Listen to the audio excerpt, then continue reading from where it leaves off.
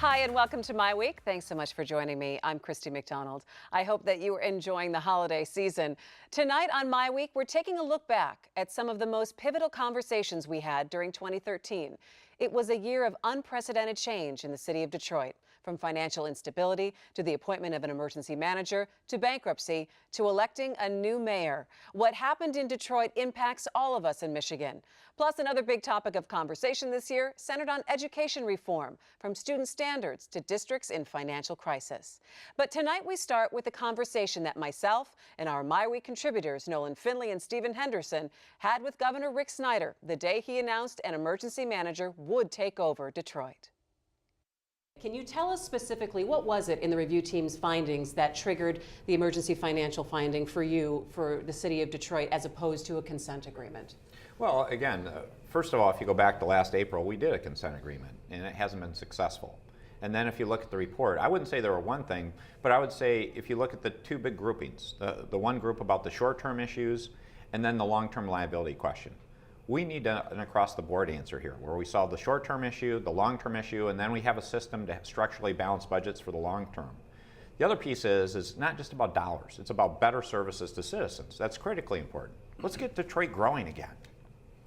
Governor, you mentioned the consent agreement didn't work. Why didn't it work? That's a fair question to ask, Nolan. I don't think people brought the urgency that they needed to work on the items in many respects. And I don't want to get into names or people, but if you look at it, that was done in April. And I looked at an analysis of when things were done. It's actually in the review team report. A number of those 21 different items in the appendix didn't even get started really until September. And some of that was just people waited, other cases was because of litigation, but for a variety of reasons, it was literally months before a number of items really got any serious consideration. And we can't have that. This is a crisis. Do you feel like those partnerships, though, still are going to be important going forward for the manager? I mean, can the emergency manager do his or her job without the support of council or the mayor who failed on the consent agreement? Yeah, the clear preference is to have people working together, Stephen, and that's what I really hope. I mean, that's something still to be seen, but if you think about it, I view this as all hands on deck.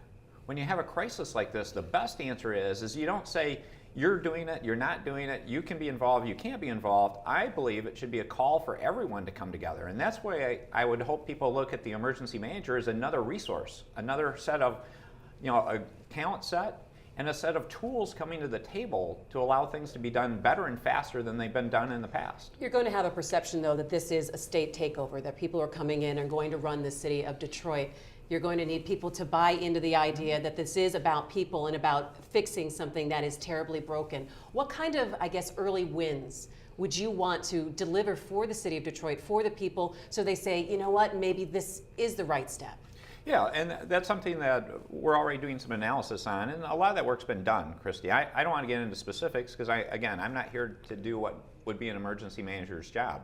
But I think one of the important things is to say, let's get some early successes. Some of the simple things that everyone knows are broken, let's just fix some of those things. And what would some of those things be? Again, if you look at it, in many respects, you can say, how can we move faster on the lighting question? How can we do some public safety items? How can we look at some of the issues that have been coming up recently about property taxes, how we're assessing property and how people are paying it? And the blight question's a big one. Governor, you didn't tell us who the emergency manager is going to be today. Do you have a person who has agreed to do this job? And what skill sets were you looking for when you went out scouting for an emergency manager? Well, I believe we're in good shape with respect to having a manager. I wouldn't want to say I have one because, again, there's an appeals period here that I need to be thoughtful about, allowing people to appeal, a 10-day period, and then make another determination after that. But so you've that got would be somebody, premature. right? I mean, you've got somebody. We've got it well identified in terms of how we would proceed. And in terms of person, it's really someone that can bring a multitude of skill sets. One, they need to be a good people person. Someone that can work with people. As you said, Stephen, how do they have someone that can work with a mayor or city council and try to bring them in and say it's teamwork? You want somebody that's financially skilled, because there are a lot of serious financial questions, and we need a decision maker. Someone that's not going to dwell on things, but will look at the facts and make a decision.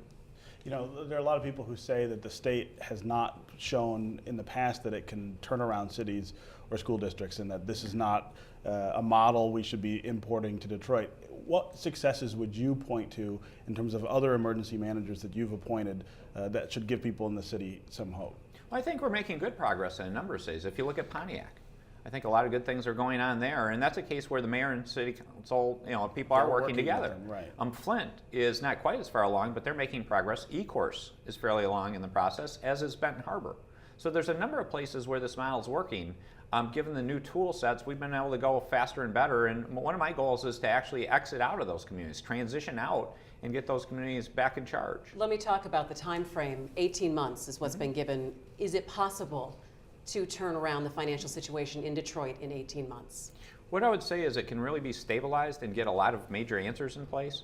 The comeback of Detroit's going to take longer than 18 months. Everyone knows that. But to say basic stability is in place, a lot of the long-term reliability questions are addressed, there's a structural system that can work, and then part of it is making sure there's a framework for continuing kind of not involvement per se, but a structure of success that goes on longer term. I'll give you one illustration. How does the city come up with their revenue estimates? That's been a classic problem, and that's one of the reasons we have this issue. Well, at the state, we've had a revenue estimating conference model that's worked really well. So that's something that should be part of a transition plan, is to say we should have a model like that for the city, because that's one of the ways to keep the city from falling back in this situation.